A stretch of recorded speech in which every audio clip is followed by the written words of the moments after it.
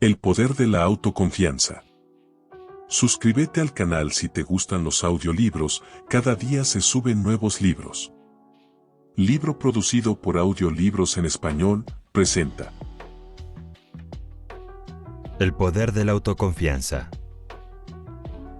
En medio de todos los misterios que nos rodean, nada es más cierto que estamos en presencia de una energía infinita y eterna, de la que proceden todas las cosas.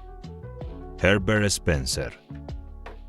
Puedes hacerlo si crees que puedes. Antes de abordar los principios fundamentales en los que se basa esta lección, te resultará útil tener en cuenta el hecho de que esta práctica aporta los descubrimientos de más de 25 años de investigación y que cuenta con la aprobación de los principales científicos del mundo que han puesto a prueba cada uno de los principios.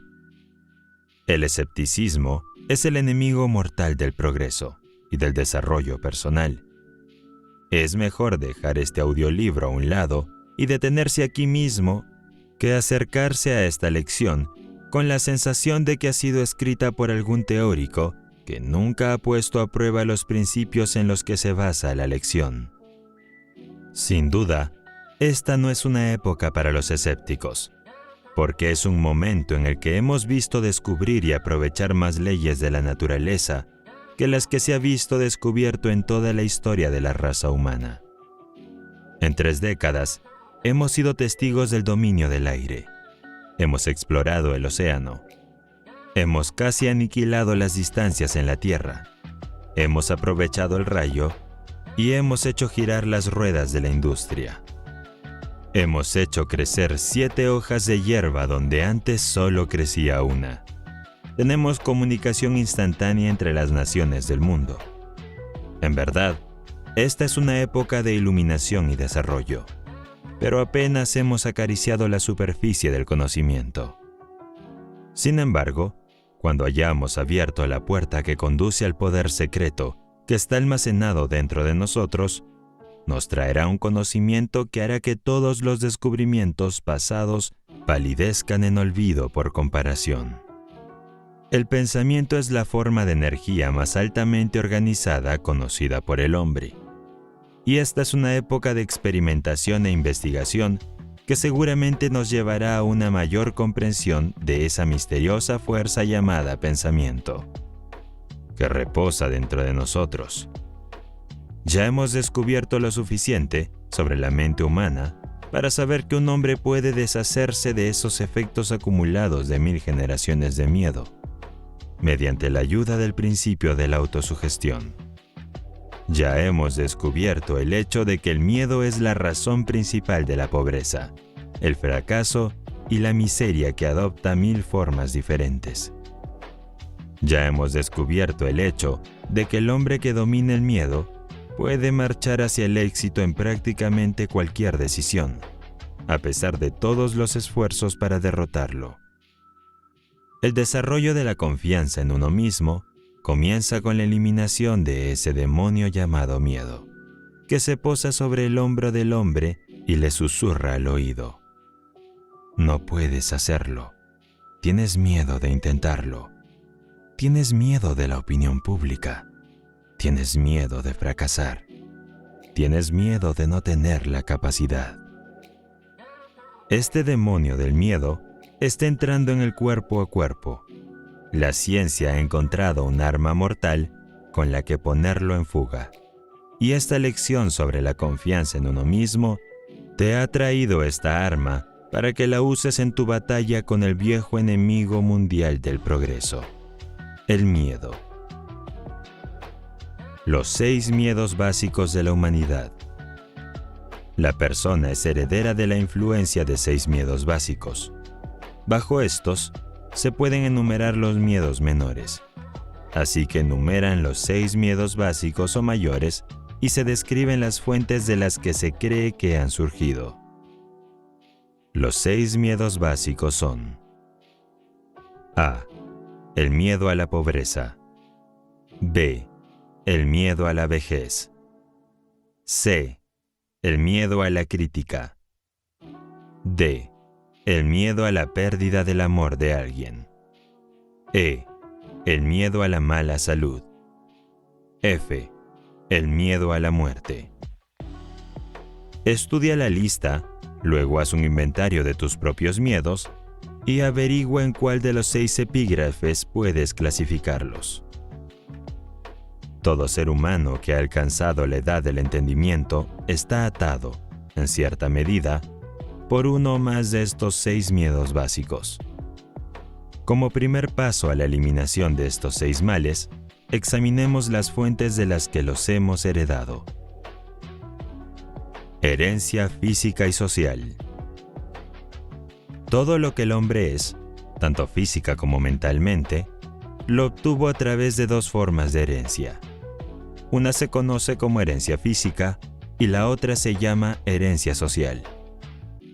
A través de la ley de la herencia física, el hombre ha evolucionado lentamente desde la ameba, una forma animal unicelular, a través de etapas de desarrollo que corresponden a todas las formas animales conocidas ahora en esta tierra, incluyendo las que se sabe que han existido, pero que ahora están extintas.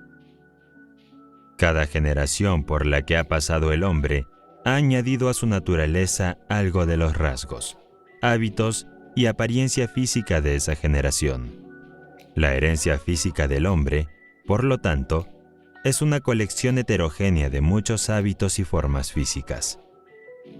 Parece que hay pocas dudas, si es que hay alguna, de que aunque los 6 miedos básicos del hombre no podrían haberse heredado a través de la herencia física, estos 6 estados básicos son estados mentales de la mente y por lo tanto no son capaces de transmitirse a través de la herencia física.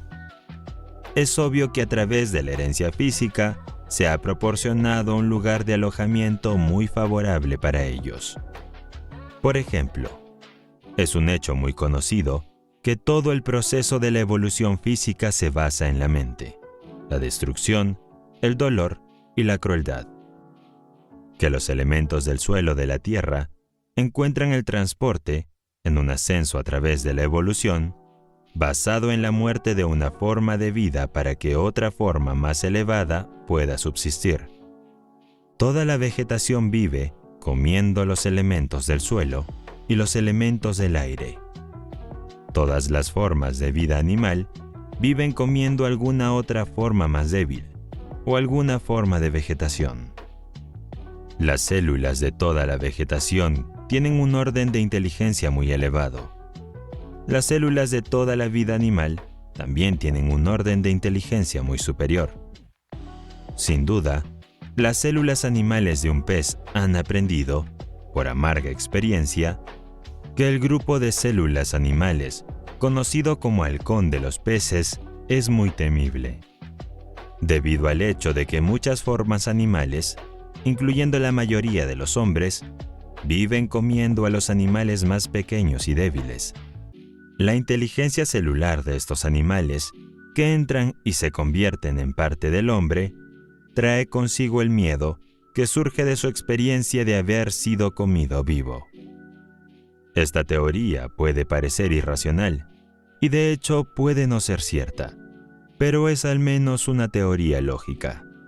El autor no hace especial hincapié en esta teoría, ni insiste en que explique ninguno de los 6 miedos básicos. Hay otra, una explicación mucho mejor del origen de esos miedos, que procederemos a examinar empezando por una descripción de la herencia social.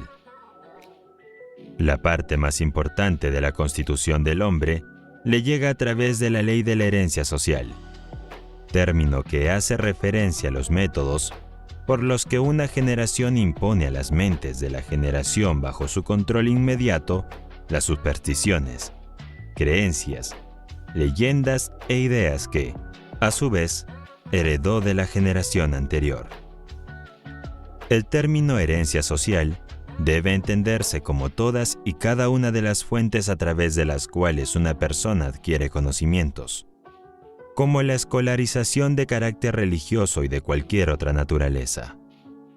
La lectura, la conversación de boca a boca, la narración de historias y todo tipo de inspiración de pensamiento proveniente de lo que generalmente se acepta como experiencias personales. A través de la operación de la ley de la herencia social, cualquiera que tenga el control de la mente de un niño puede, a través de una intensa enseñanza, plantar en la mente del infante cualquier idea, ya sea falsa o verdadera, de tal manera que el niño la acepte como verdadera y se convierte en una parte de su personalidad, como cualquier célula u órgano de su cuerpo físico, e igual difícil de cambiar en su naturaleza. Es a través de la ley de la herencia social que el religioso planta en la mente del niño dogmas, credos y ceremonias religiosas demasiado numerosas para describirlas, manteniendo esas ideas ante esa mente hasta que las acepta y las sella para siempre como parte de su creencia irrevocable.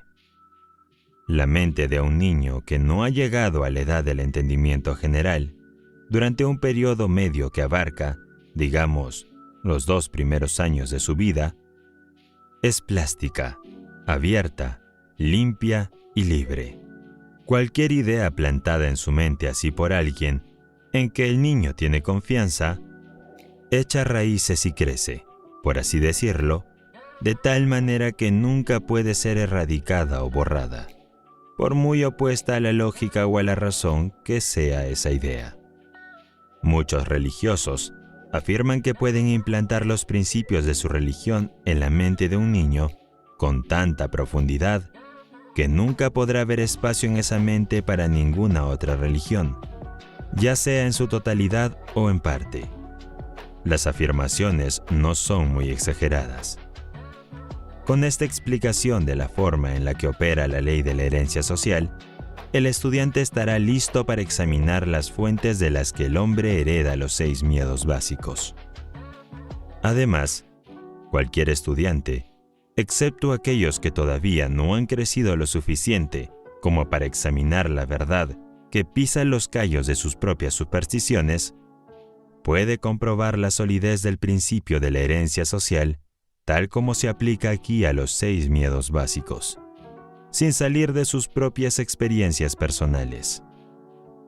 Afortunadamente, prácticamente toda la masa de evidencia presentada en esta lección es de tal naturaleza que todos los que buscan sinceramente la verdad pueden determinar por sí mismos si la evidencia es sólida o no. Al menos por el momento, deja de lado tus prejuicios e ideas preconcebidas. Siempre puedes volver a retomarlas. Mientras estudiamos el origen y la naturaleza de los 6 peores enemigos del hombre, los 6 miedos básicos, empezaremos por el miedo a la pobreza. Se requiere valor para decir la verdad sobre el origen de este miedo, y un valor aún mayor, quizás, para aceptar la verdad después de haberla dicho. El miedo a la pobreza surgió de la tendencia heredada del hombre a aprovecharse económicamente de sus semejantes. Casi todas las formas animales inferiores tienen instinto, pero parecen no tener el poder de razonar y pensar. Por lo tanto, se depredan unos a otros físicamente. El hombre, con su sentido superior de la intuición, el pensamiento y la razón, no se come a sus semejantes corporalmente. Le da más satisfacción comérselos financieramente. De todas las épocas del mundo de las que tenemos conciencia, la que vivimos parece ser la del culto al dinero. Un hombre es considerado menos que el polvo de la tierra, a menos que pueda exhibir una abultada cuenta bancaria. Nada trae al hombre tanto sufrimiento y humillación como la pobreza. No es de extrañar que el hombre la tema, a través de una larga línea de experiencias heredadas con el hombre animal. El hombre ha aprendido, con certeza, que no siempre se puede confiar en este animal cuando se trata de asuntos de dinero y otras evidencias de posesiones terrenales. Muchos matrimonios tienen su inicio, y a menudo su final, únicamente en función de la riqueza que posee una o ambas partes contratantes. No es de extrañar que los tribunales de divorcio estén ocupados. Sociedad podría escribirse correctamente como sociedad con el símbolo de dólar reemplazando la S inicial, porque está inseparablemente asociada con ese signo. El hombre está tan ansioso de poseer riqueza que la adquiriría de cualquier manera, a través de métodos legales si es posible, o a través de otros métodos si es necesario. El miedo a la pobreza es algo terrible. Un hombre puede cometer un asesinato, un robo, una violación y cualquier otra forma de violación de derechos de los demás, y aún así recuperar su posición elevada en la mente de sus semejantes siempre que no pierda su riqueza. La pobreza, por tanto, es un crimen, un pecado imperdonable, por así decirlo. No es de extrañar que el hombre lo tema. Todos los libros de leyes del mundo demuestran que el miedo a la pobreza es uno de los 6 miedos básicos de la humanidad, ya que en todos esos libros de leyes se puede encontrar diversas leyes destinadas a proteger a los débiles de los fuertes. Dedicar tiempo a intentar demostrar que el miedo a la pobreza es uno de los miedos heredados del hombre, o que este miedo tiene su origen en la naturaleza del hombre para engañar a sus semejantes, sería similar a intentar demostrar que 3 por 2 son 6. Evidentemente, ningún hombre temería la pobreza si tuviera algún motivo para confiar en sus semejantes, pues hay comida, refugio, vestimenta y lujos de toda índole suficiente para las necesidades de cada persona en la tierra, y todas estas bendiciones serían disfrutadas por cada persona si no fuera por el hábito que tiene el hombre de tratar de expulsar a todos los demás cerdos del comedor, incluso después de tener todo y más de lo que necesita. El segundo de los 6 miedos básicos con los que el hombre está atado es el miedo a la vejez. En general, este miedo surge de 2 fuentes. En primer lugar, la idea de que la vejez puede traer consigo la pobreza. En segundo lugar, y con mucho la fuente de origen más común, de las falsas y crueles enseñanzas sectarias que han sido también mezcladas con fuego y azufre, y con purgatorios y otros bugis que los seres humanos han aprendido a temer la vejez porque significaba la aproximación de otro mundo, y posiblemente mucho más horrible que este que se sabe que es bastante malo. En el temor básico a la vejez, el hombre tiene 2 razones muy sólidas para su aprehensión. Una que surge de la desconfianza a sus semejantes, que pueden apoderarse de cualquier bien mundano que posea, y la otra que surge de las terribles imágenes del mundo venidero que fueron profundamente plantadas en su mente, a través de la ley de la herencia social, mucho antes que entrara en posesión de esa mente. ¿No es de extrañar que el hombre tema la llegada de la vejez? El tercero de los 6 miedos básicos es el miedo a la crítica. Sería difícil, si no imposible, determinar definitivamente cómo el hombre adquirió este miedo básico, pero una cosa es segura: lo tiene en forma bien desarrollada. Algunos creen que ese temor hizo su aparición en la mente del hombre alrededor del momento en que surgió la política. Otros creen que su origen no puede rastrearse más allá de la primera reunión de una organización de mujeres conocidas como Club de Mujeres. Otra escuela de humoristas atribuye el origen al contenido de la Santa Biblia, en cuyas páginas abundan algunas formas muy vitriólicas y violentas de crítica.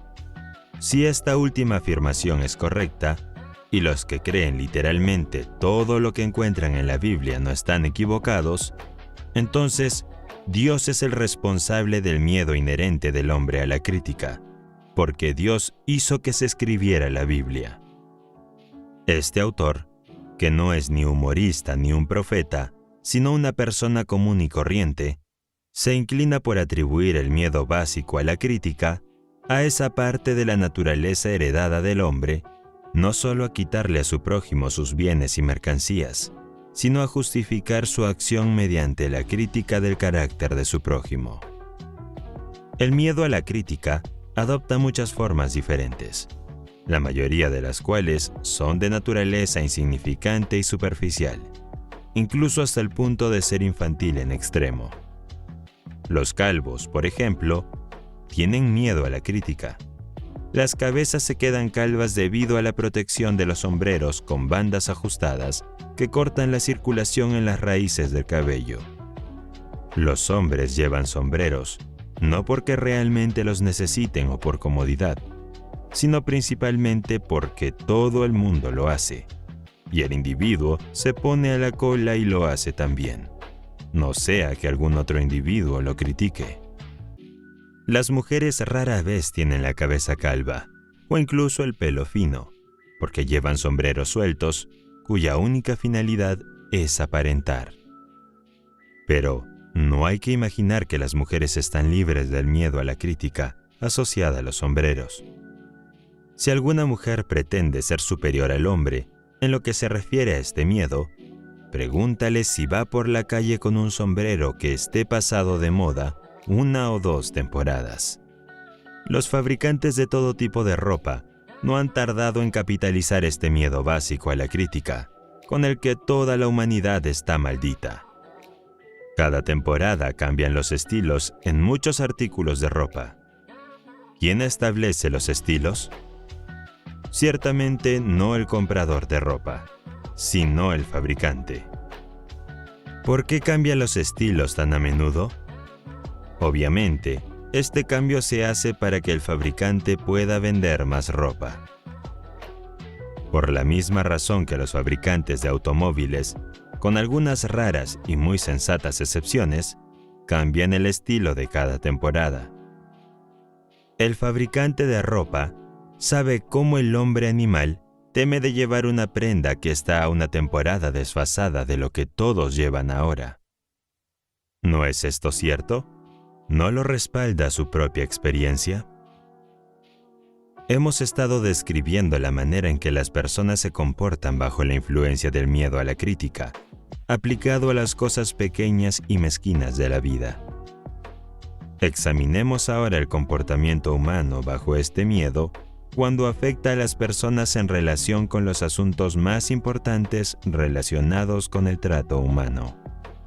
Tomemos, por ejemplo, prácticamente cualquier persona que haya alcanzado la edad de madurez mental, de 35 a 45 años de edad, como promedio general. Y si pudiéramos leer su mente, encontraríamos en ella una incredulidad muy decidida y una rebelión contra la mayoría de las creencias enseñadas por la mayoría de religiosos. Poderoso es el miedo a la crítica. Hubo un tiempo, y no hace mucho, en que la palabra infiel significaba la ruina para quien la aplicara. Se ve, por tanto, que el miedo del hombre a la crítica no carece de una amplia causa para su existencia. El cuarto miedo básico es el miedo a perder el amor de alguien. El origen de este miedo no necesita ser descrito, ya que es obvio que surgió de la naturaleza del hombre para robar a su compañera, o al menos para tomarse libertades con ella, desconociendo a su legítimo señor y dueño. Por naturaleza, todos los hombres son polígamos, la afirmación de una verdad que, por supuesto, traerá negaciones de aquellos que son demasiado viejos para funcionar de una manera sexual normal, o han, por alguna razón, perdido el contenido de ciertas glándulas que son responsables de la tendencia del hombre hacia la pluralidad del sexo opuesto.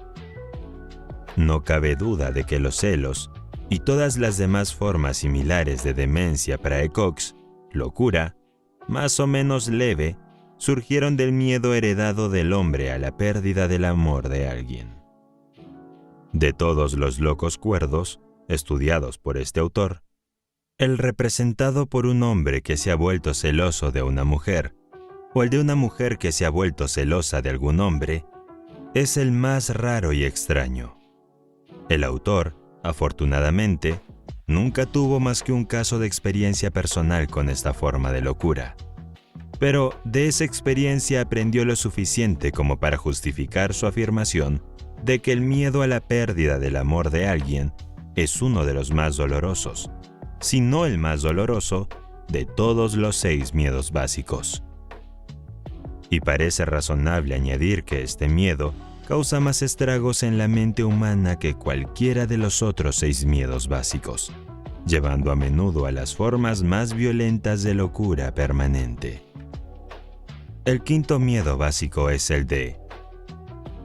el miedo a la mala salud. Este miedo tiene su origen, en gran medida también, en las mismas fuentes de las que derivan los miedos a la pobreza y a la vejez. El miedo a la mala salud tiene que estar estrechamente asociado tanto a la pobreza como a la vejez, porque también conduce a la frontera de los mundos terribles que el hombre no conoce, pero de los que ha oído algunas historias incómodas. El autor tiene la firme sospecha de que los que se dedican a vender métodos de buena salud han tenido mucho que ver con el mantener vivo el miedo a la mala salud en la mente humana. Desde hace mucho tiempo, en la historia de la raza humana, el hombre ha conocido diversas formas de terapia y proveedores de salud. Si un hombre se gana la vida manteniendo a la gente en buena salud, parece natural que utilice todos los medios a su alcance para persuadir a la gente de que necesita sus servicios.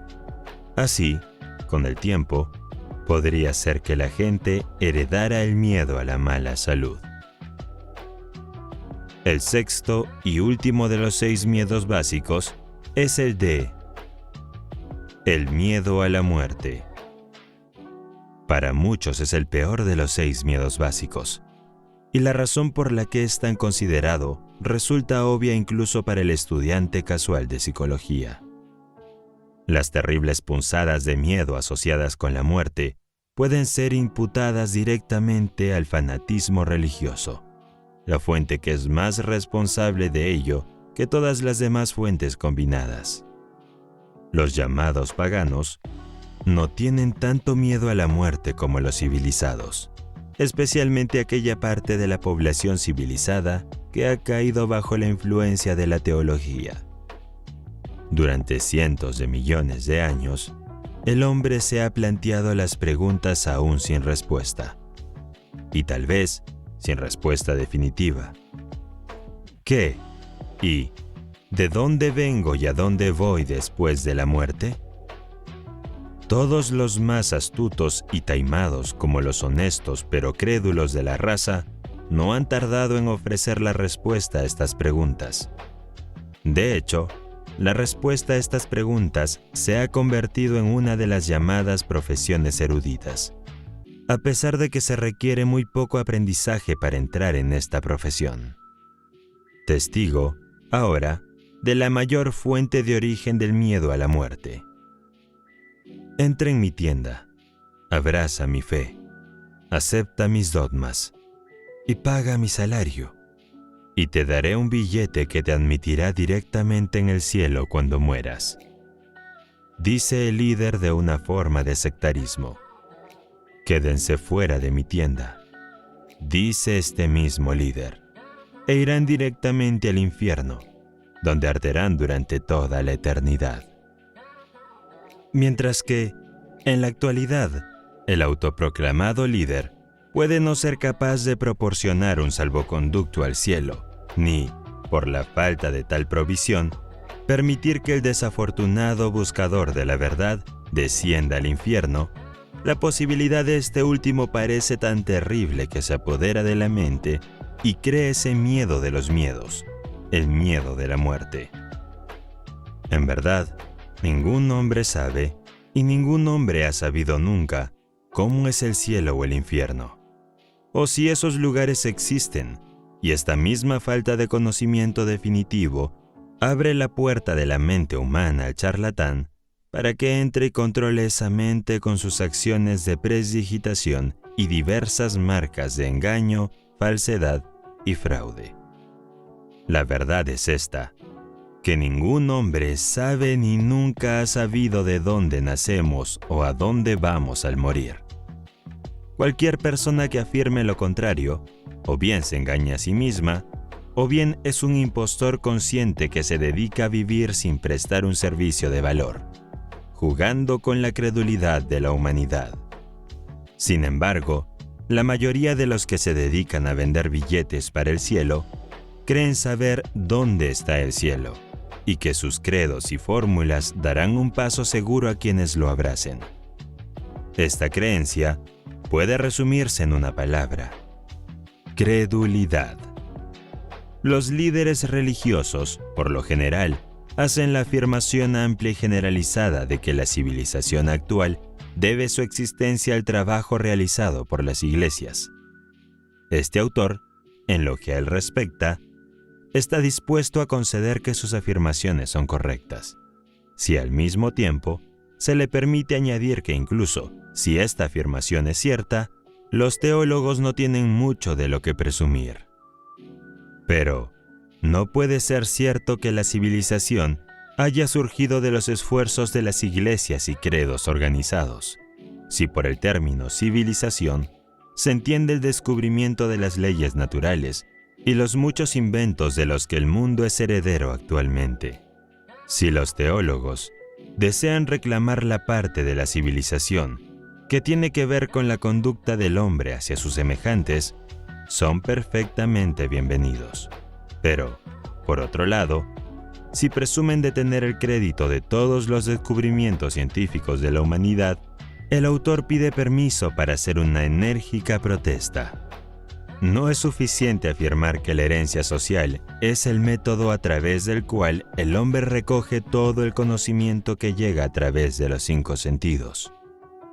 Es más importante afirmar cómo funcionará la herencia social, en tantas aplicaciones diferentes que permitan al estudiante una comprensión completa de esa ley. Comencemos con algunas de las fronteras inferiores de la vida animal y examinemos la forma en que se ven afectadas por la ley de la herencia social. Poco tiempo después de que este autor comenzara a examinar las principales fuentes de donde los hombres obtienen los conocimientos que los convierten en lo que son, hace unos 30 y tantos años, descubrió el nido de un urogallo. El nido estaba situado de tal manera que la madre podía ser vista desde una distancia considerable cuando estaba en el nido. Con la ayuda de un par de gafas de campo, el ave fue observada de cerca hasta que las crías salieron del cascarón. Sucedió que la observación diaria habitual se realizó solo unas horas después de que los jóvenes salieran del cascarón. Deseando saber qué iba a pasar, el autor se acercó al nido. La madre permaneció cerca hasta que el intruso estuvo a unos 3 o 4 metros de ella. Entonces se despojó de sus plumas, estiró su ala sobre su pierna y se alejó cojeando, fingiendo estar lisiada. Como estaba familiarizado con los trucos de las madres de pájaros, el autor no la siguió, sino que se acercó al nido para echar un vistazo a los pequeños.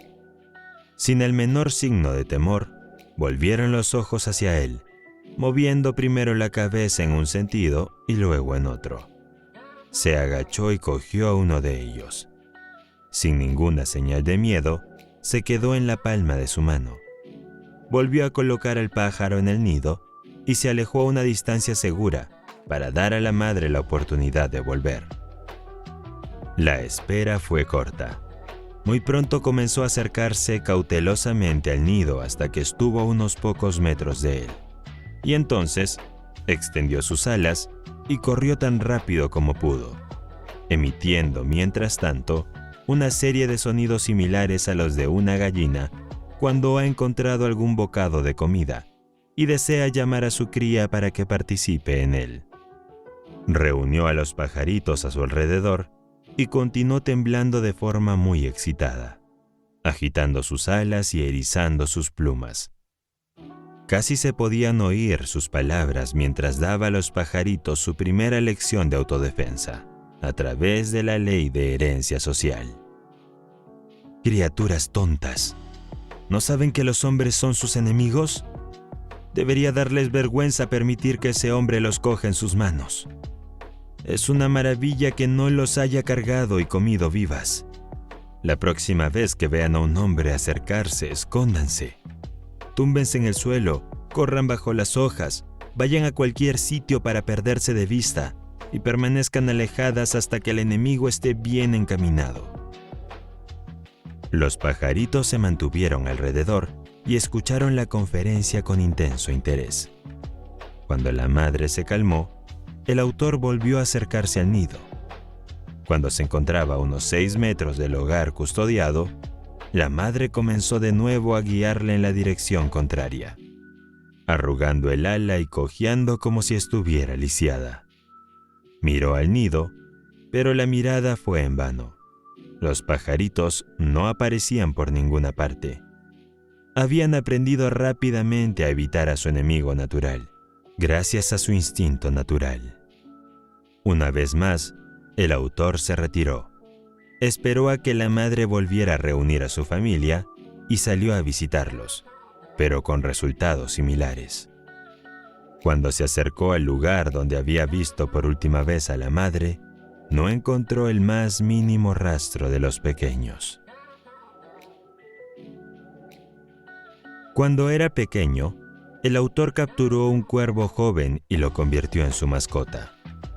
El pájaro se adaptó bien a su entorno doméstico y aprendió a realizar muchos trucos que requerían una inteligencia considerable. Cuando el pájaro creció lo suficiente como para volar, se le permitió ir a donde quisiera. A veces se ausentaba durante muchas horas, pero siempre regresaba a casa antes del anochecer. Un día unos cuervos salvajes se enzarzaron en una pelea con un búho en un campo cercano a la casa donde vivía el cuervo mascota. En cuanto la mascota oyó el granizado de sus parientes salvajes, se subió a la casa y, con signos de agitación, caminó de un extremo a otro de la casa. Finalmente levantó el vuelo y se dirigió a la batalla. El autor lo siguió para ver qué pasaba. En pocos minutos, se encontró con la mascota. Estaba sentada en las ramas más bajas de un árbol, y 2 cuervos salvajes estaban sentados en una rama justo encima, parloteando y caminando de un lado a otro, actuando de forma muy parecida a cómo se comportan los padres enfadados con sus hijos cuando los castigan. Cuando el autor se acercó, los 2 cuervos salvajes salieron volando, uno de ellos dando varias vueltas alrededor del árbol, mientras dejaba escapar un terrible flujo de lenguaje de lo más abusivo, que, sin duda, iba dirigido a su insensato pariente que no tenía el suficiente sentido común para volar mientras el vuelo era bueno. Se llamó a la mascota, pero ésta no le hizo caso. Esa noche volvió a casa, pero no se acercó a ella. Se sentó en una rama alta en un manzano y habló el lenguaje de cuervo durante unos 10 minutos, diciendo sin duda que había decidido volver a la vida salvaje de sus congéneres. Y luego se fue volando, y no volvió hasta 2 días después, cuando regresó y volvió a hablar en lenguaje de cuervo, manteniéndose mientras tanto a una distancia segura. Luego se fue y no volvió. La herencia social le había robado al autor una buena mascota. La gente pensaba que había demostrado un gran gesto al volver y avisar de su intención de marcharse. Muchos granjeros habían dejado la granja sin tomarse la molestia de esta formalidad. Es un hecho bien conocido que el zorro ceba con todo tipo de aves y animales pequeños, a excepción de la mofeta. No es necesario explicar por qué el zorrillo goza de inmunidad. Un zorro puede enfrentarse a una mofeta una vez, pero nunca 2. Por esta razón, una piel de zorrillo, cuando se clava en un gallinero, mantendrá a todos los zorros, excepto al más joven e inexperto, a una distancia segura. El olor de una mofeta, una vez experimentado, nunca se olvida. Ningún otro olor se le parece ni remotamente. No consta que ninguna madre de zorro haya enseñado a sus crías a detectar el olor familiar de una mofeta y a mantenerse alejadas de él. Pero todos los que están informados sobre la sabiduría del zorro saben que los zorros y las mofetas nunca buscan alojamiento en la misma cueva. Pero una lección es suficiente para enseñar al zorro todo lo que quiere saber sobre las mofetas. A través de la ley de la herencia social, que opera mediante el sentido del olfato, una lección sirve para toda la vida. Una rana toro puede ser atrapada en un anzuelo atando un pequeño trozo de tela roja o cualquier otro objeto rojo pequeño al anzuelo y colgándolo delante de la nariz de la rana. Es decir, la rana puede ser atrapada de esta manera, siempre y cuando sea enganchada la primera vez que muerda el cebo. Pero si está mal enganchado y hace una escapada, o si siente la punta del anzuelo cuando muerde el cebo pero no es atrapado, no volverá a cometer el mismo error. El autor pasó muchas horas intentando enganchar a un espécimen particularmente deseable que había picado y fallado, antes de aprender que una sola lección de herencia social es suficiente para enseñar incluso a una humilde corvina que los trozos de franela roja son cosas que hay que dejar en paz. El autor tuvo una vez un excelente perro macho de la raza Airedale, que causaba muchas molestias por su costumbre de llegar a casa con un pollo joven en la boca. En cada ocasión, se le quitaba el pollo y se le reprendía, pero era inútil. Seguía con su afición a las aves. Con el fin de salvar al perro, si era posible, y como experimento de herencia social, este perro fue llevado a la granja de un vecino que tenía una gallina y algunos pollos recién nacidos. La gallina fue colocada en el granero y el perro fue entregado con ella. En cuanto todos se perdieron de vista, el perro se acercó lentamente a la gallina, olfateó el aire en su dirección 1 o 2 veces, para asegurarse de que era el tipo de carne que buscaba, y luego se lanzó hacia ella. Mientras tanto, la gallina estaba haciendo un reconocimiento por su cuenta, ya que se encontró con el perro a más de la mitad del camino. Además, se encontró con él con una sorpresa de alas y garras que nunca antes había experimentado. La primera ronda fue claramente de la gallina, pero un buen pájaro gordo, calculó el perro, no iba a escurrirse entre sus patas tan fácilmente. Por lo tanto, retrocedió una corta distancia y volvió a cargar. Esta vez la gallina se lanzó sobre su espalda, le clavó las garras en la piel e hizo un uso eficaz de su afilado pico. El perro se retiró a su esquina con la apariencia de estar esperando que alguien tocara la campana y suspendiera la pelea hasta que se orientara. Pero la gallina no tenía tiempo para deliberar.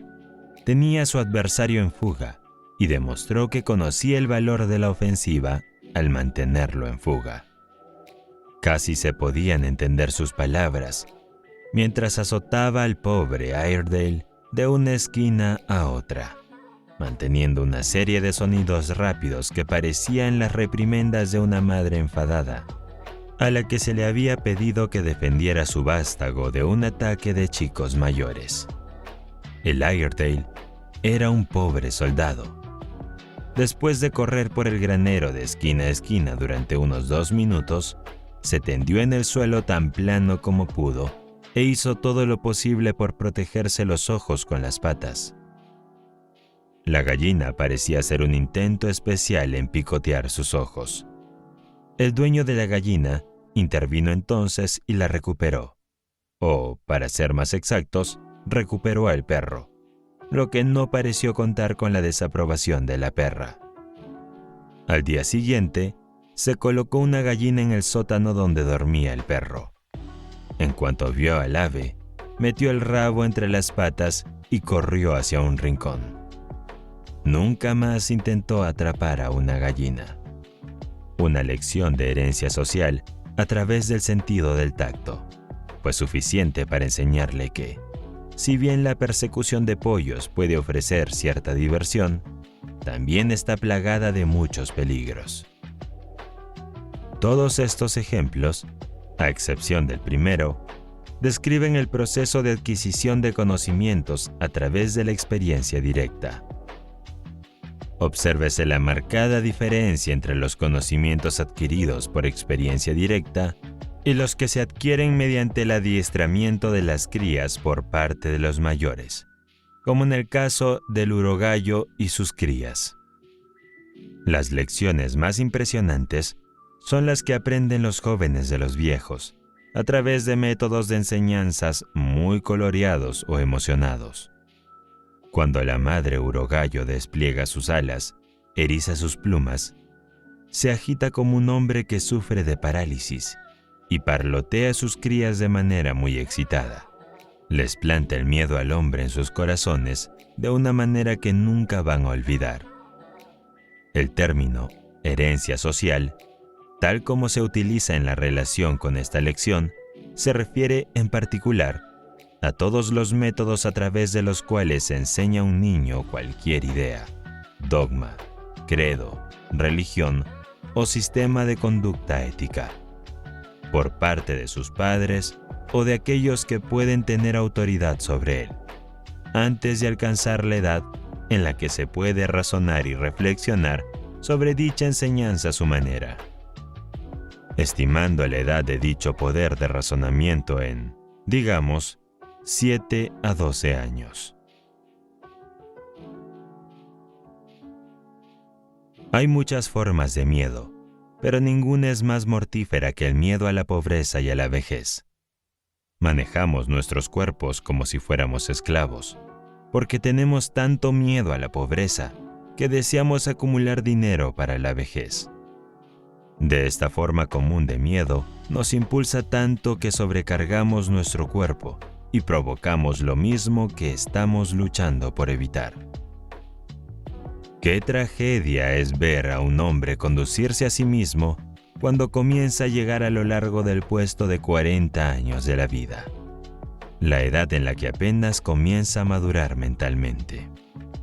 A los 40 años, un hombre está ingresando en la edad en la que es capaz de ver y comprender y asimilar la escritura de la naturaleza, tal como aparece en los bosques y en los arroyos que fluyen, y en los rostros de los hombres y de los niños pequeños.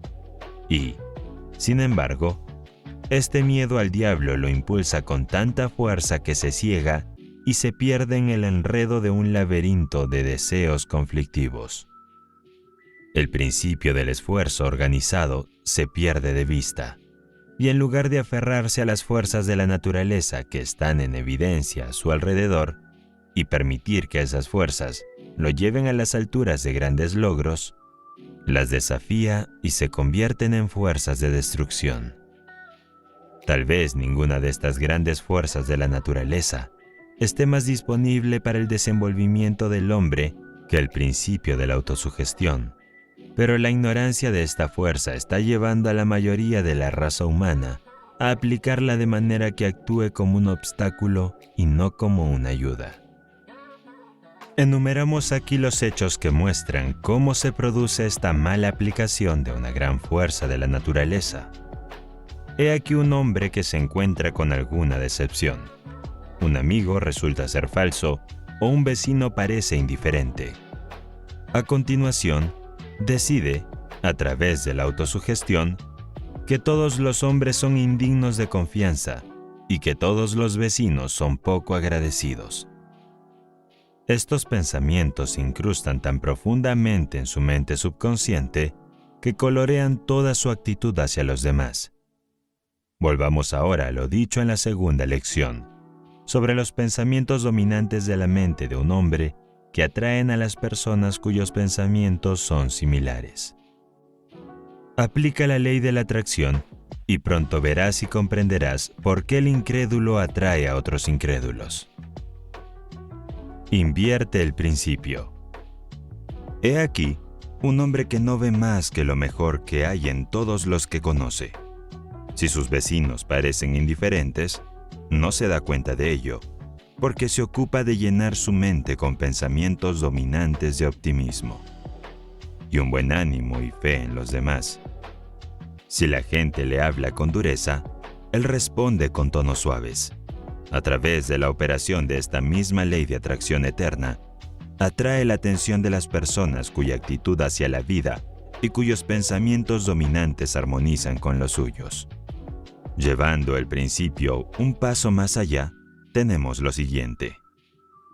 He aquí un hombre que ha sido bien educado y tiene la capacidad de prestar al mundo un servicio necesario.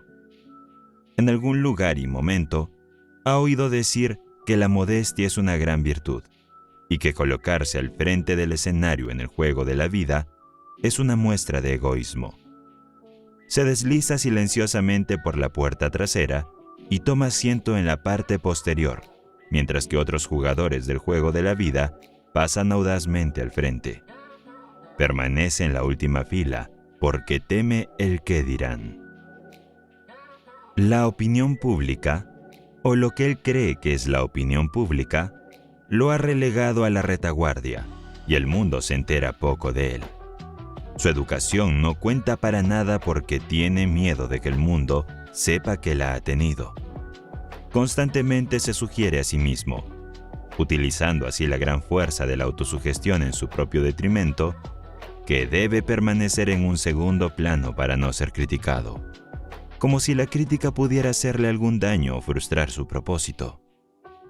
Hay aquí otro hombre que nació de padres pobres. Desde que tiene uso de memoria, ha visto pruebas de la pobreza. Ha oído hablar de la pobreza. Ha tenido la gélida mano de la pobreza sobre sus hombros y le ha impresionado tanto que la fija en su mente como una maldición a la que debe someterse. Inconscientemente, se permite ser víctima de la creencia: una vez pobre, siempre pobre, hasta que esa carencia se convierte en el pensamiento dominante de su mente. Se asemeja a un caballo que ha sido enjaezado y domado hasta que olvida que él tiene el poder potencial con el que deshacerse de ese arnés. La autosugestión lo relega rápidamente al fondo del escenario de la vida. Finalmente, se convierte en un renunciante. La ambición desaparece. La oportunidad ya no se le presenta. O si lo hace, no tiene la visión para verla. Ha aceptado su destino. Es un hecho bien establecido que las facultades de la mente, como los miembros del cuerpo, se malogran y se marchitan si no se utilizan. La confianza en uno mismo no es una excepción. Se desarrolla cuando se utiliza, pero desaparece si no se usa. Una de las principales desventajas de la riqueza heredada es el hecho de que con demasiada frecuencia conduce a la inacción y a la pérdida de la confianza en sí mismo. Hace algunos años, nació un niño de la señora E.B. McLean, en la ciudad de Washington. Se decía que su herencia era de unos $100 millones. Cuando este bebé fue llevado a ventilar en su carruaje, fue rodeado por enfermeras y asistentes de enfermería, y detectives y otros sirvientes, cuyo deber era ver que no le ocurriera ningún daño. Con el paso de los años, se mantuvo esta misma vigilancia. Este niño no tenía que vestirse solo, tenía sirvientes que lo hacían.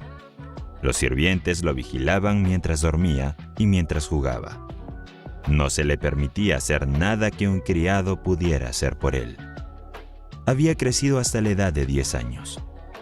Un día estaba jugando en el patio y se dio cuenta de que la puerta trasera estaba abierta. En toda su vida nunca había salido solo de esa puerta, y naturalmente, eso era lo que deseaba hacer. En un momento en que los criados no miraban, se precipitó hacia la puerta y fue atropellado y muerto por un automóvil antes de llegar a la mitad de la calle. Había utilizado los ojos de sus sirvientes hasta que los suyos ya no le servían como podrían haberlo hecho si hubiera aprendido a confiar en sus funciones. Hace 20 años, el hombre al que servía como secretario envió a sus 2 hijos a la escuela.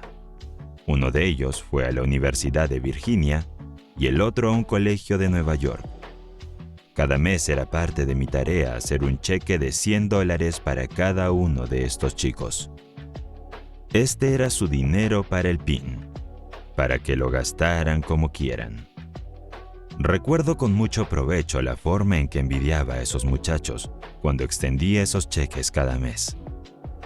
A menudo me preguntaba por qué la mano del destino me trajo al mundo en la pobreza. Podía mirar hacia adelante y ver cómo esos chicos llegarían a las altas esferas de la vida, mientras yo seguía siendo un humilde empleado. A su debido tiempo, los chicos volvieron a casa con sus pieles de oveja.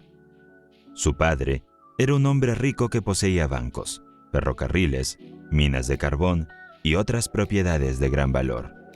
A los chicos les esperaban buenos puestos en la empresa de su padre. Sin embargo, 20 años de tiempo pueden jugarle una mala pasada a los que nunca han tenido que luchar.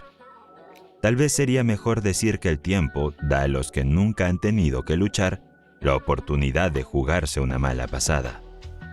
En cualquier caso, estos 2 chicos trajeron a casa de la escuela otras cosas además de sus pieles de oveja. Volvieron con capacidades bien desarrolladas para la bebida fuerte. Capacidades que desarrollaron porque los $100 que cada uno de ellos recibía cada mes hacían innecesaria su lucha.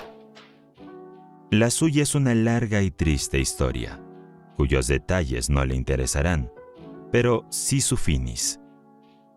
Mientras escribo esta lección, tengo sobre mi mesa un ejemplo del periódico publicado en la ciudad donde vivían estos chicos. Su padre ha quebrado y su costosa mansión, donde nacieron los chicos, ha sido puesta en venta. Uno de los chicos murió de delirium tremens y el otro está en un manicomio. No todos los hijos de los hombres ricos resultan tan desafortunados, pero el hecho es, sin embargo, que la inacción conduce a la atrofia, y esta, a su vez, a la pérdida de la ambición y de la confianza en sí mismo. Y sin estas cualidades esenciales, un hombre será llevado por la vida en las alas de la incertidumbre, al igual que una hoja seca puede ser llevada aquí y allá en el seno de los vientos vagabundos. Lejos de ser una desventaja, la lucha es una ventaja decisiva, porque desarrolla aquellas cualidades que permanecerían siempre dormidas sin ella.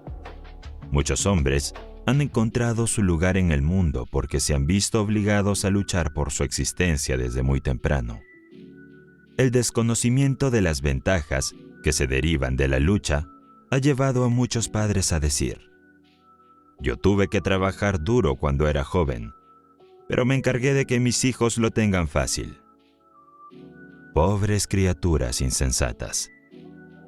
Una época fácil suele convertirse en una desventaja mayor de la que el joven medio puede sobrevivir. Hay cosas peores en este mundo que verse obligado a trabajar en los primeros años de vida. La ociosidad forzada es mucho peor que el trabajo forzado. Ser forzado a trabajar o forzado a hacer lo mejor posible engendrará la templanza, el autocontrol, la fuerza de voluntad, el contenido y otras 100 virtudes que el ocioso nunca conocerá. La falta de necesidad de lucha no solo conduce a la debilidad de la ambición y la fuerza de voluntad, sino que, lo que es aún más peligroso, establece en la mente de una persona un estado de letargo que conduce a la pérdida de la confianza en sí mismo. La persona que ha dejado de luchar debido a que el esfuerzo ya no es necesario, está aplicando literalmente el principio de la autosugestión al socavar su propio poder de autoconfianza. Tal persona finalmente caerá en un estado de ánimo en el que realmente mirará con más o menos desprecio a la persona que se ve obligada a seguir adelante. La mente humana, si se me permite la repetición, puede compararse con una batería eléctrica. Puede ser positiva o negativa. La confianza en uno mismo es la cualidad con que la mente se recarga y se vuelve positiva. Apliquemos este razonamiento a las ventas y veamos qué papel juega la confianza en uno mismo en este gran campo de trabajo. Uno de los mejores vendedores que ha visto este país fue una vez un empleado de una oficina de periódicos. Merecerá la pena analizar el método con el que se ganó el título de principal vendedor del mundo. Era un joven tímido con un carácter más o menos retraído. Era uno de los que creen que es mejor colarse por la puerta de atrás y sentarse en la parte posterior del escenario de la vida. Una noche, escuchó una conferencia sobre el tema de esta lección, la autoconfianza, y esa conferencia le impresionó tanto que salió de la sala de conferencias con la firme determinación de escapar del atolladero en que se había metido. Se dirigió al director de negocios del periódico y pidió un puesto como solicitante de publicidad, y se le puso a trabajar a comisión. Todo el mundo en la oficina esperaba verlo fracasar, ya que este tipo de ventas requiere el tipo más positivo en la capacidad de venta. Se dirigió a su habitación e hizo una lista de cierto tipo de comerciantes a los que pretendía llamar. Uno se pensaría que naturalmente habría hecho su lista con los nombres de aquellos a los que creía que podía vender con el menor esfuerzo, pero no hizo nada de eso. Solo incluyó en su lista a los nombres de los comerciantes a los que otros publicistas habían llamado sin conseguir una venta. Su lista constaba de solo 12 nombres. Antes de hacer una sola llamada, salió al parque de la ciudad, sacó su lista de 12 nombres, la leyó 100 veces, diciéndose a sí mismo mientras lo hacía: «Usted me comprará un espacio publicitario antes de que termine el mes». Entonces empezó a hacer sus llamadas. El primer día, cerró ventas con 3 de los 12 imposibles. Durante el resto de la semana, realizó ventas a otros 2. A finales de mes, había abierto cuentas publicitarias con todos los comerciantes que tenía en la lista, excepto uno. Durante el mes siguiente no hizo ninguna venta, porque no hizo ninguna llamada, excepto a este obstinado comerciante. Todas las mañanas al abrir la tienda, estaba presente para entrevistar a este comerciante, y todas las mañanas este comerciante decía no. El comerciante sabía que no iba a comprar espacio publicitario, pero este joven no lo sabía. Cuando el comerciante decía no, el joven no lo oía, sino que seguía viniendo. El último día del mes, después de haberle dicho a este persistente joven no durante 30 veces consecutivas, el comerciante dijo: «Mire, joven, ha perdido todo un mes tratando de venderme. Ahora lo que me gustaría saber es esto: ¿por qué ha perdido tanto su tiempo?». «De perder el tiempo nada», replicó. «He estado yendo a la escuela y usted ha sido mi maestro. Ahora conozco todos los argumentos que un comerciante puede utilizar para no comprar. Y además, me he estado ejercitando en la autoconfianza». Entonces el comerciante dijo: «Voy a hacer una pequeña confesión. Yo también he ido a la escuela y usted ha sido mi maestro. Me ha enseñado una lección de persistencia que vale dinero para mí. Y para mostrarte mi agradecimiento, voy a pagar mi matrícula haciéndole un pedido de espacio publicitario». Y así fue como llegó la mejor cuenta publicitaria de la North American de Filadelfia. Asimismo, marcó el inicio de una reputación que ha hecho millonario a ese mismo joven. Tuvo éxito porque deliberadamente cargó su propia mente con la suficiente confianza en sí mismo como para hacer de esa mente una fuerza irresistible. Cuando se sentó a confesar esa lista de 12 nombres, hizo lo que 99 de las personas de cada 100 no habrían hecho. Seleccionó los nombres de quienes creía que sería difícil vender, porque comprendió que de la resistencia que encontraría al tratar de venderlos, surgiría la fuerza y la autoconfianza. Era una de las pocas personas que entienden que todos los ríos y algunos hombres están torcidos por seguir la línea de menor resistencia. Voy a hacer una digresión y a romper aquí la línea de pensamiento por un momento mientras registro una palabra de consejo para las esposas de los hombres. Recuerden que estas líneas están destinadas únicamente a las esposas, y no se espera que los maridos lean lo que aquí se expone. Después de haber analizado a más de 16,000 personas, la mayoría de las cuales eran hombres casados, he aprendido algo que puede ser valioso para las esposas. Permítanme exponer mi pensamiento con estas palabras. Está en su mano enviar a su marido a su trabajo, o a su negocio, o a su profesión, cada día con un sentimiento de confianza en sí mismo que lo lleve con éxito a través de los puntos difíciles del día y lo traigan a casa de nuevo, por la noche, sonriendo y feliz. Uno de mis más antiguos conocidos se casó con una mujer que tenía una dentadura postiza. Un día a su mujer se le cayó la dentadura y rompió la placa. El marido recogió los trozos y comenzó a examinarlos. Mostró tanto interés por ello que su mujer le dijo: «Podrías hacer una dentadura como esa si te decidieras a hacerlo». Este hombre era un agricultor cuyas ambiciones nunca le habían llevado más allá de los límites de su pequeña granja hasta que su mujer hizo ese comentario. Se acercó a él, le puso la mano en el hombro y le animó a probar la odontología. Finalmente lo convenció para que empezara, y en la actualidad es uno de los dentistas más prominentes y exitosos del estado de Virginia. Lo conozco bien, porque ese hombre es mi padre. Nadie puede predecir las posibilidades del logro disponibles para el hombre cuya esposa está a su espalda y lo motiva a realizar esfuerzos más grandes y mejores, porque es un hecho bien conocido que una mujer puede despertar a un hombre para que realice hazañas casi sobrehumanas. Es tu derecho y tu deber alentar a tu marido e instarlo a que se dedique a tareas valiosas hasta que encuentre su lugar en el mundo. Usted puede inducirlo a esforzarse más que cualquier otra persona. Hágale creer que nada, dentro de lo razonable, está más allá de su poder del logro, y habrá prestado un servicio que le ayudará mucho a ganar la batalla de la vida. Uno de los hombres con más éxito en su línea en América da todo el crédito de su éxito a su esposa.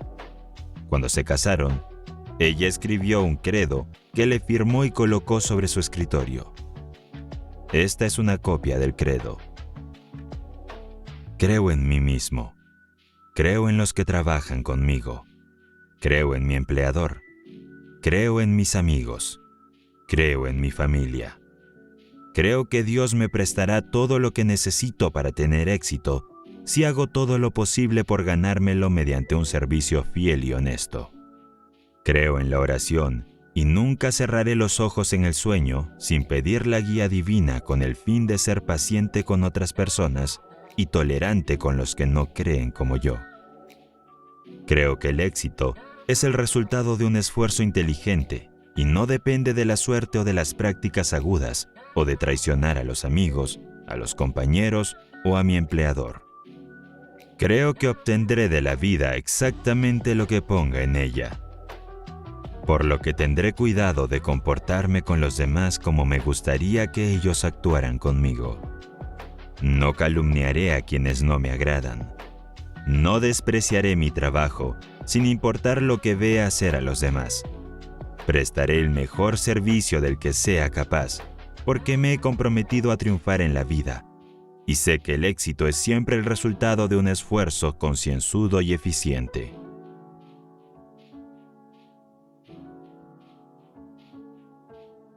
Y el esposo firmó este credo. La mujer que escribió este credo era una psicóloga prácticamente de primer orden. Con la influencia y la guía de una mujer así, cualquier hombre podría alcanzar un éxito notable. Analice este credo y se dará cuenta de la libertad con la que se utiliza el pronombre personal. Comienza con la afirmación de la confianza en sí mismo, que es perfectamente adecuada. Ningún hombre podría hacer suyo este credo sin desarrollar la aptitud positiva que atraería hacia él a las personas que le ayudarían en su lucha por el éxito. Este sería un credo espléndido que todo vendedor debería adoptar. Puede que no perjudique sus posibilidades de éxito si lo repite y cree en él. Sin embargo, la simple adopción no es suficiente. Debe practicarlo. Léalo una y otra vez hasta que se lo sepa de memoria. Luego repítalo al menos una vez al día hasta que lo haya transformado literalmente en su estructura mental. Tenga una copia delante de usted como recordatorio diario de su compromiso de practicarlo. De este modo, utilizará eficazmente el principio de la autosugestión como medio para desarrollar la confianza en sí mismo. No se preocupe por lo que puedan decir de su procedimiento. Solo recuerde que es su negocio tener éxito, y este credo, si lo domina y lo aplica, le ayudará mucho. Usted aprendió en la lección 2 que cualquier idea que fije firmemente en su mente subconsciente, mediante la afirmación repetida, se convertirá automáticamente en un plan o plano que un poder invisible utiliza para dirigir sus esfuerzos hacia el logro del objetivo nombrado en el plan. También ha aprendido que el principio mediante el cual puede fijar cualquier idea que elija en su mente se llama autosugestión, que significa simplemente una sugerencia que le da a su propia mente. Fue este principio de autosugestión el que Emerson tenía en mente cuando escribió: «Nada puede traerte la paz sino tú mismo». Debe recordar que nada puede traerte el éxito sino usted mismo. Por supuesto, necesitará la cooperación de los demás si pretende alcanzar un éxito de gran alcance, pero nunca obtendrá esta cooperación a menos que vitalice su mente con la actitud positiva de la confianza en usted mismo. Tal vez se haya preguntado por qué unos pocos hombres avanzan a puestos altamente remunerados, mientras que otros a su alrededor, que tienen tanta formación y que aparentemente realizan tanto trabajo, no avanzan. Seleccione 2 personas de estos 2 tipos y estúdielas. Y la razón por la que una avanza y la otra se queda quieta le resultará bastante obvia. Verá que el que avanza cree en sí mismo. Se dará cuenta de que respalda esta creencia con una acción tan dinámica y agresiva que hace saber a los demás que cree en sí mismo. También notará que esta confianza en sí mismo es contagiosa, es impelente, es persuasiva, atrae a los demás. También percibirá que el que no avanza muestra claramente, por la mirada de su rostro, por la postura de su cuerpo, por la inseguridad con la que habla, que carece de toda autoconfianza. Nadie va a prestar mucha atención a la persona que no tiene confianza en sí misma. No atrae a los demás porque su mente es una fuerza negativa que repele en lugar de atraer. En ningún otro campo de la actividad, la autoconfianza o la falta de ella desempeña un papel tan importante como el campo de la venta. Y no hace falta ser analista del carácter para determinar, en el momento en que se le conoce, si un vendedor posee esta cualidad de autoconfianza. Si la tiene, los signos de su influencia están escritos en él. Le inspira confianza en él y en los productos que vende desde el momento en que habla. Llegamos ahora al punto en el que usted está listo para tomar el principio de la autosugestión y hacer uso directo de él para convertirse en una persona positiva, dinámica y autosuficiente. Se le pide que copie la siguiente fórmula y la firme y la memorice. La fórmula de la autoconfianza. Primero, sé que tengo la capacidad de alcanzar el objetivo de mi propósito definido, por lo que me exijo una acción persistente, decisiva y continua hacia su consecución. Segundo, me doy cuenta de que los pensamientos dominantes de mi mente eventualmente se reproducen en la acción exterior, corporal, y gradualmente se transforman en la realidad física. Por lo tanto, concentraré mi mente durante 30 minutos diarios en la tarea de pensar en la persona que pretendo ser. Creando una imagen mental de esta persona, y luego transformando esa imagen en la realidad a través del servicio práctico. Tercero, sé que, a través del principio de la autosugestión, cualquier deseo que sostenga persistentemente en mi mente buscará eventualmente su expresión a través de algún medio práctico para realizarlo. Por lo tanto, dedicaré 10 minutos diarios a exigir de mí mismo el desarrollo de los factores nombrados en las 16 lecciones de este curso de lectura sobre la ley del éxito. Cuarto, he trazado y escrito claramente una descripción de mi propósito definido en la vida para los próximos 5 años. He fijado un precio a mis servicios para cada uno de estos 5 años. Un precio que pretendo ganar y recibir, mediante la aplicación estricta del principio de servicio eficiente y satisfactorio que prestaré por adelantado. Quinto, me doy cuenta de que ninguna riqueza o posición puede durar mucho tiempo si no se construye sobre la verdad y la justicia, por lo que no me comprometeré en ninguna transacción que no beneficie a todos aquellos a los que afecta. Tendré éxito atrayendo hacia mí las fuerzas que deseo utilizar y la cooperación de otras personas. Induciré a los demás a servirme porque yo les serviré primero. Eliminaré el odio, la envidia, los celos, el egoísmo y el cinismo, desarrollando el amor por toda la humanidad, porque sé que una actitud negativa hacia los demás nunca podrá traerme éxito. Haré que los demás crean en mí, porque yo creeré en ellos y en mí mismo. Firmaré esta fórmula con mi nombre, la memorizaré y la repetiré en voz alta una vez al día, con la plena fe de que influirá gradualmente en toda mi vida, para que me convierta en un trabajador exitoso y feliz en el campo que elija. Antes de firmar esta fórmula, asegúrese de que tiene la intención de llevar a cabo sus instrucciones. Detrás de esta fórmula hay una ley que nadie puede explicar. Los psicólogos se refieren a esta ley como autosugestión y lo dejan así, pero debe tener en cuenta un punto sobre el que no hay incertidumbre, y es el hecho de que, cual sea esta ley, realmente funciona.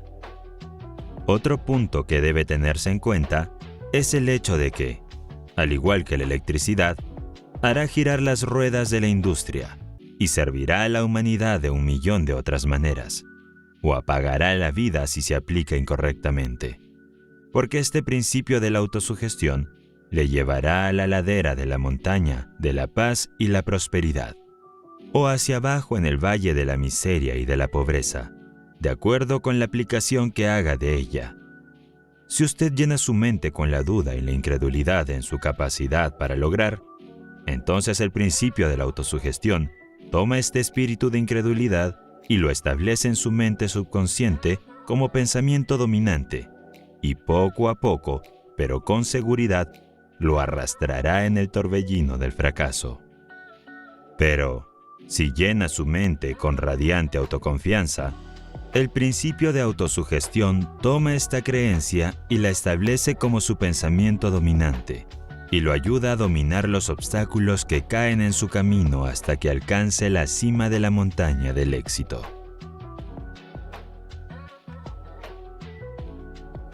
El poder del hábito.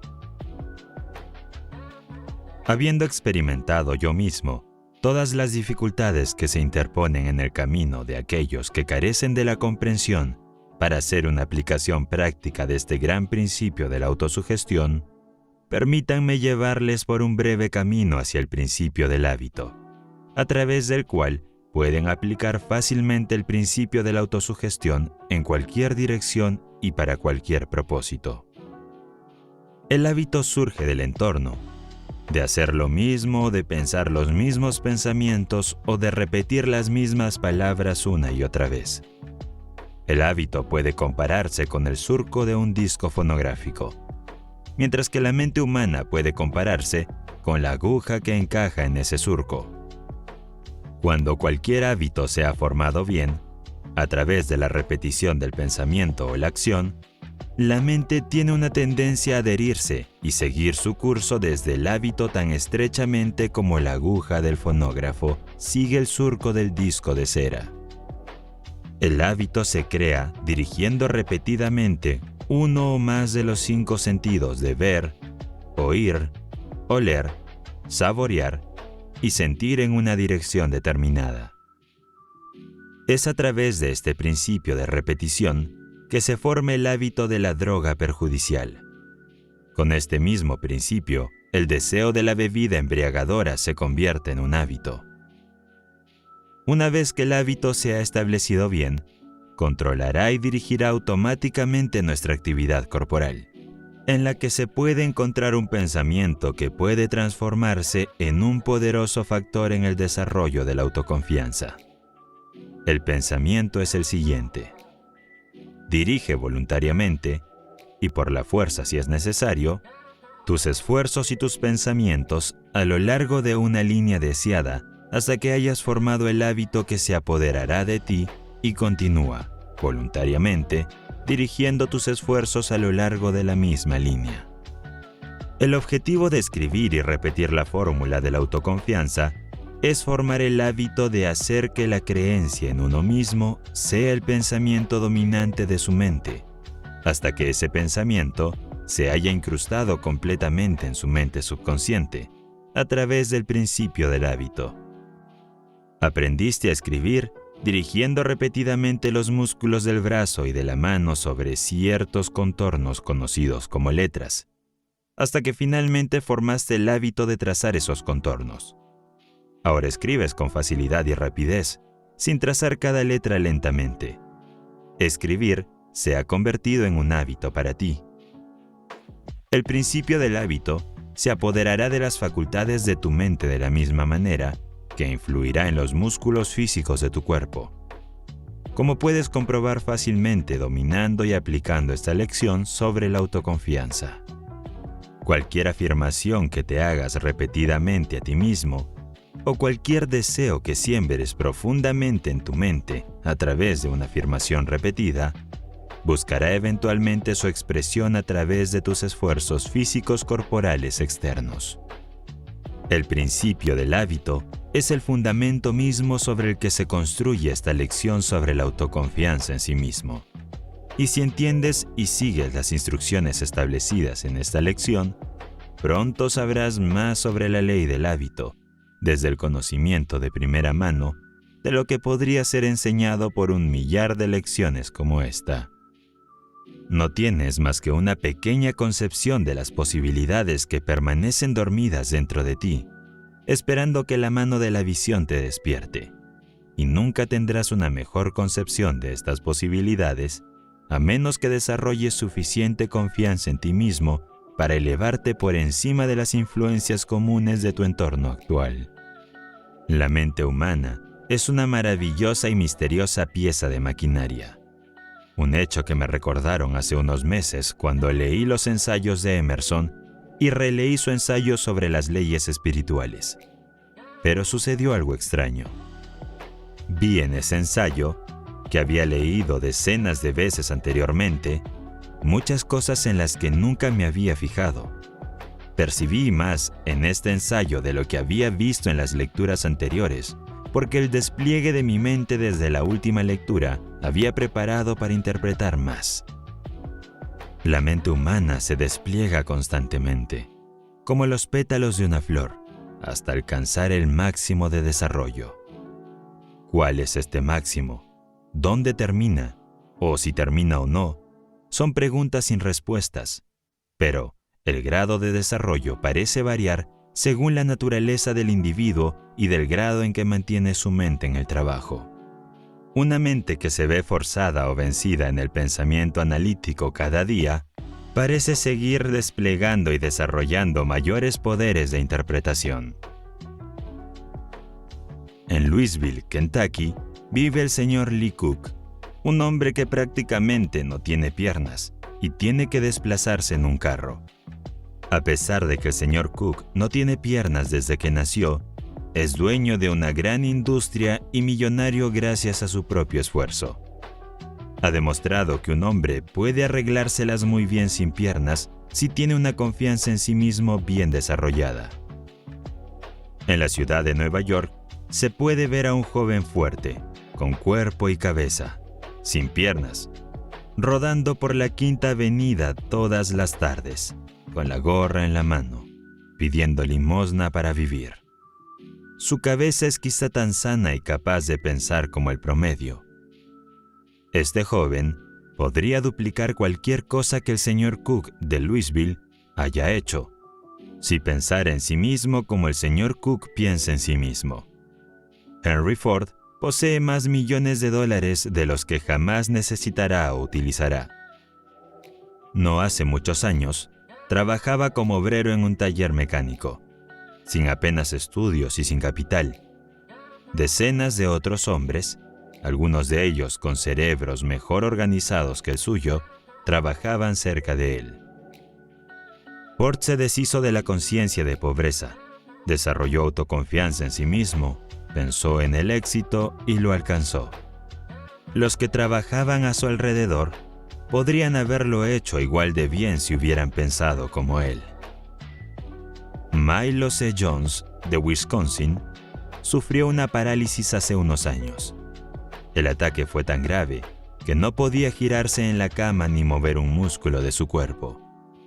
Su cuerpo físico estaba inutilizado, pero a su cerebro no le pasaba nada.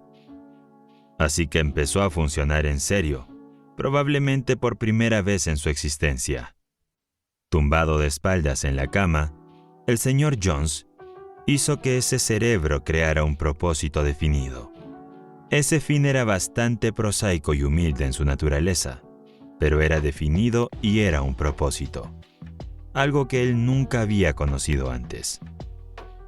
Su propósito definitivo era hacer salchichas de cerdo. Llamando a su familia a su alrededor, contó sus planes y comenzó a dirigirlos para llevarlos a cabo. Sin más ayuda que una mente sana y mucha confianza en sí mismo, Milo C. Jones extendió el nombre y la reputación de la salchicha de cerdo por todos los Estados Unidos. Y además acumuló una fortuna. Todo esto lo logró después de que la parálisis le impidiera trabajar con sus manos. Donde prevalece el pensamiento, se puede encontrar el poder. Gracias por escuchar esta obra llamada El Poder de la Autoconfianza. Espero y les haya gustado esta obra. Suscríbete para no perderte más audiolibros.